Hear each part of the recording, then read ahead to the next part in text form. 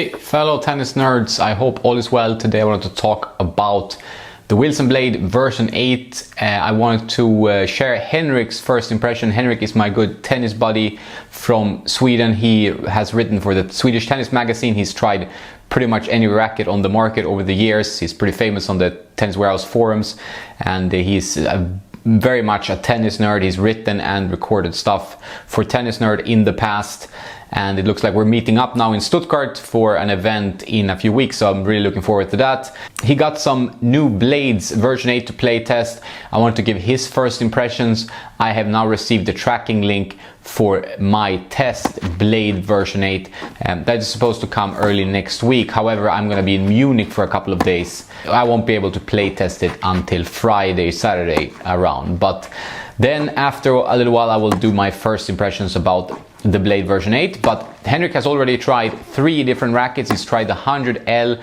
he's tried the 98 1820 and the 98 1619, and recorded some footage of himself hitting and doing some serves, and I hope this gives you an idea of these rackets. Judging by talking to Henrik and trying to understand what these rackets bring, it's mainly a lower swing weight overall, I would say, in this category. The specs and the feel and the flex doesn't seem to have changed a lot.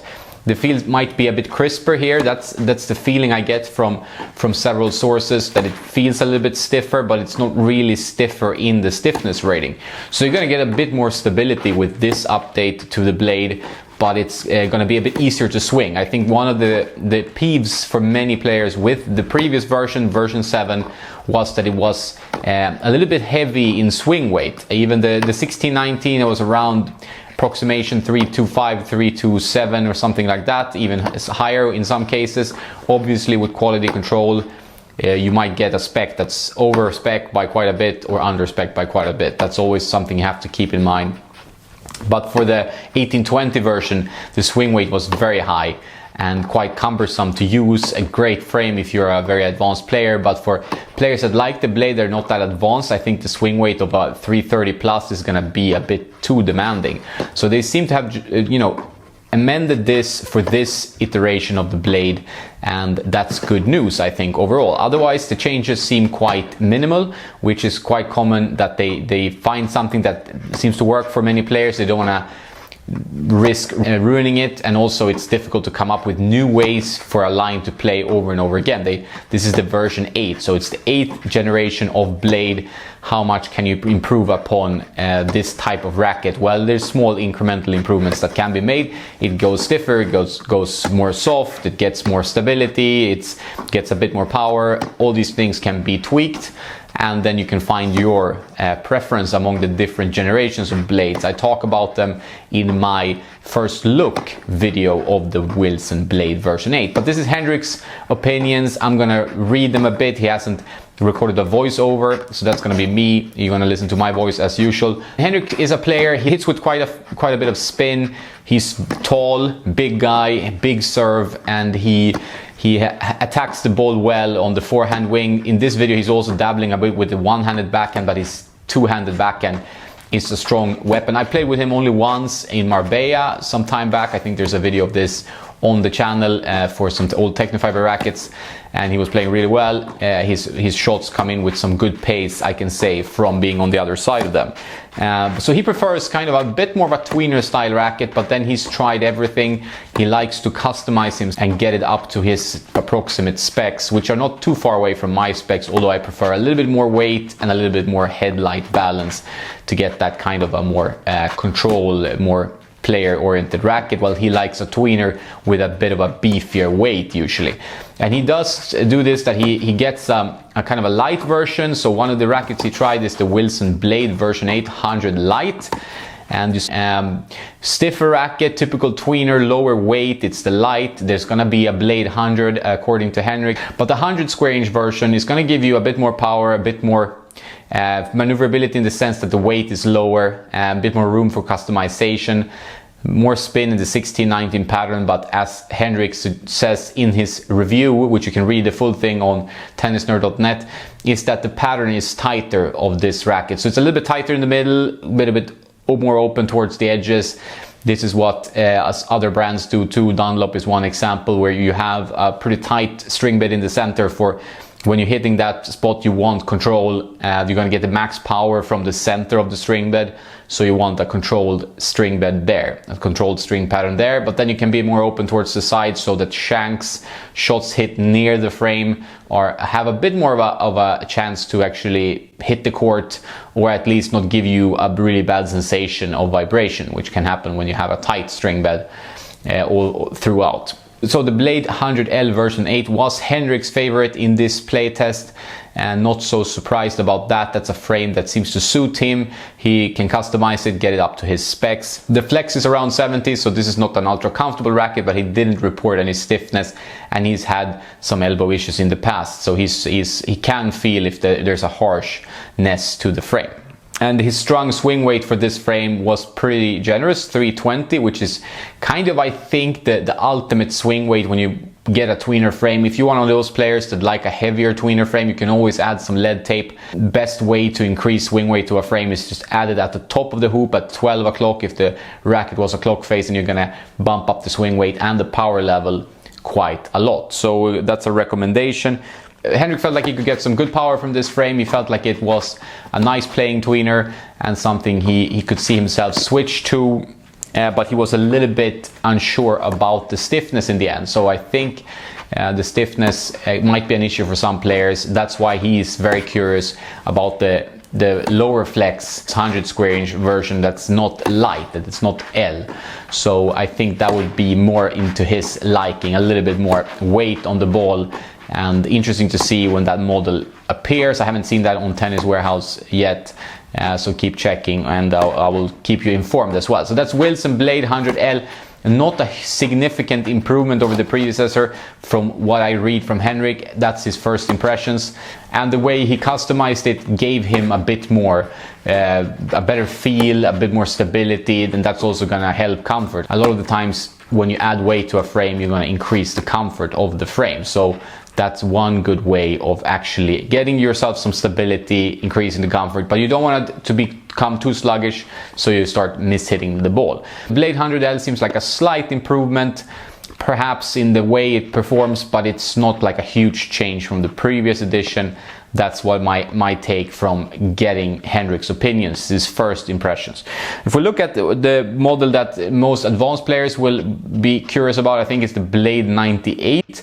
And we start with the 1820 version, and surprisingly to me, this was Henrik's favorite, perhaps because they lowered the swing weight. The previous swing weight, as I said in the intro, was very high and quite cumbersome.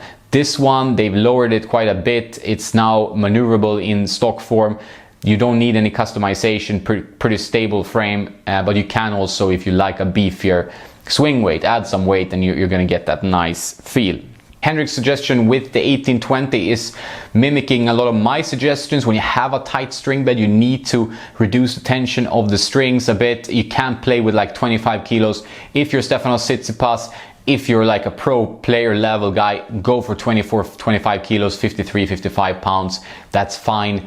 Your arm should probably be able to handle it because you hit the sweet spot over and over again, and you have good form, good technique, good physicality. But if you're not a player that hits the sweet spot so often, but you still like the blade, I would definitely recommend you to expand the sweet spot of the frame by lowering the tension. And Henrik even tried 18 kilos. So he first tried 23 kilos, which is 51 pounds, and then he went down to 18 kilo, which is around 41 pounds. He felt like it opened up the sweet spot, gave him a bit more depth, which is the usual case, and good spin and bite for an 1820 string pattern. So that would be the recommendation. You have guys that use Blade Pro stocks, Lorenzo Sonego for example, or Sonego. He uses a very low tension with all the power soft, so he goes down to 20 kilos, which is around 47 pounds, I guess. So you can play at a really low tension. Don't be scared of trying it. You might be a player that likes the higher tension, but give it a go, experiment a bit, see what happens to your frame, especially if you play with a tighter string bed. So that was his recommendation. He did feel, like I said, that the flex rating felt a bit higher despite the listed 60 stiffness, which is actually lower than the previous version, but it felt a little bit crisper to him in feel. So that might be something to note. He doesn't know if that's the construction in the handle, the direct connect technology or something else. I don't know that either, obviously. It's something I will have to figure out when I play test the racket in a week or so. But it really felt like the 1820, which is what it's supposed for. It shines on the offensive. Look at a guy like Tsitsipas, for example. He plays this with older generation and he really attacks the ball, and I think this is what the Blade 98 1820 does best. But you can still play pretty versatile all-court tennis. David Goffin, for example, is another Blade user some generations back. Plays a very steady game, counter-punching, solid from the baseline. So very versatile frame. That's the Blade. It's the head radical, maybe the pure strike from Babolat, but that's a little bit more power-oriented. But you have these lines that kind of fall in between. They are very versatile frames that can be used by quite a wide demographic of players, both in level and in style of play. Based on the positive playtest, because he really liked this, it's lighter, slightly crisper 1820. He's actually ordered 2 more. This is what Henrik does. He likes to get himself like a set of rackets, start playing. He plays tournaments and stuff, and that's what he's gonna do. So it convinced him to buy 2 more, which is a good sign about the new Blade. So if you like the 1820 from the previous generation, I don't think you're gonna go wrong with this one. But you might need to bump up the swing weight if you like a higher swing weight. But it does give you more room to match rackets, which is important if you're playing on any kind of higher level. Then you want to have the rackets matched in swing weight, weight and balance. And if you have really high specs and the quality control throws the specs out of order, then you might have an issue actually customizing the specs. So that would be my recommendation, to find lower spec rackets and then customize upwards. That's what the pros do with their pro stocks and so on. So it makes all the sense in the world. So it seems like the 1820 is a positive, small positive step in the right direction, with a little bit more swing friendly feel, slightly crisper but not harsh in any way. So you're gonna get a little bit more pop on the ball and a little bit lower swing weight. Seems like the right way to go for this frame. The 1619 version is usually more of the same when you have 2 string pattern versions, but there are some small differences here, and the main difference in the blades, it's that this one has a lower swing weight, even lower, and in Henrik's case it was a bit too low. Great if you want to customize, but just getting it out of the box, if you're not a guy that wants to mess around, or girl that wants to mess around with lead tape or tungsten tape and measure and do this stuff that many of us nerds do, which is completely understandable, you might not want this kind of frame. Because I think he measured hits at 314.4 swing weight strung with all the power, 1.25 gauge. That is too low for this type of frame. It's not going to give you enough stability. You can have a stiff tweener frame like a Head Instinct MP, something like that, in that category, Wilson Ultra 100. It's fine to have a 315 swing weight strung, because you're going to get stability from the bigger head size and from the stiffness of the racket. But in this kind of control oriented frame with a smaller head size, a tighter pattern, it's not going to work to have such a low swing weight. So here it's either a quality control issue, which judging by the Tennis Warehouse numbers looks a little bit like that, and that's frustrating. I talk about it in pretty much every other video, but yeah, it can't be repeated. Quality control needs to be improved by pretty much all manufacturers of tennis gear, tennis rackets especially. There are too much discrepancy, and sometimes you feel like you want to stock up on a racket. You love one racket. This has happened to me very recently, and I've loved one racket. I bought 2 more, and they play completely differently because the specs are all off. And even if I try to customize them, it's hard to get them to feel the same. Might be something in the layup. It could also be tough to reach that desired spec from the other frame. So it is an issue in the industry, something to be aware of, look out for. Yonex are a bit better, and gel, for example, smaller manufacturers are usually a bit better. You can get direct contact and so on, and you can go to customizers like Ring Roll and get your rackets matched and customized, but that's going to cost you a little bit extra, and that's not for everyone to do. So beware of the swing weight and the weight and the balance, that it might be off. They usually give you some parameters of quality control, but it's still not good enough in my opinion. So lower swing weights, that seems to be the main takeout. He wasn't a huge fan of the Blade 1619 due to that, I think. He's gonna customize it upwards for the full review. I'm gonna include his opinions in my review as well when that's ready, and we're gonna see if we can get the 1619 to play nicely. I don't know which demo frame I'm gonna get from Wilson. I have no idea. I'm gonna get 2, I'm gonna get 1. I'm gonna get 1820, 1619. I don't know. The communication has been pretty so-so, to be honest, and some brands are better, some brands are worse at communicating. and it feels like it's a little bit late now that the frame is launched. I usually like getting it a bit before, so I really have time to dig deep and understand how the frame plays. As you know, I'm a nerd when it comes to tennis rackets. I really want to understand what is going on. How does this frame fit into their other rackets? How does it compare to the generations before? How does it work for players of certain levels, meaning going from intermediate, lower level, beginners, whatever, up to the pro level with some customization perhaps. What does this racket give you or take away from you, and what does it give me as I am just one person? I'm a subjective guy, but I'm trying to see it from more of an open 360 view to give you the best advice whether you should play with this racket or not. That review will come. Henrik's review on the website, check it out, read it there. You see him play here and hear his thoughts here as well as I could summarize them, but it seems like this is a minor update. Little bit lower swing weight across the board, maybe too low in some cases if the 1619 was as low as it was there, but a much better for the 1820 version. And the 100L seems like a small improvement.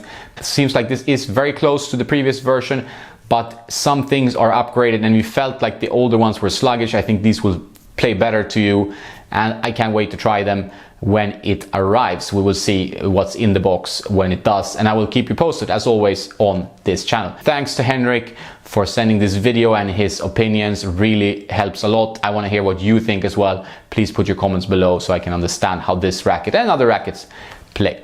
If you want to support Tennisnerd, buy rackets through my affiliates. The links are in the description below.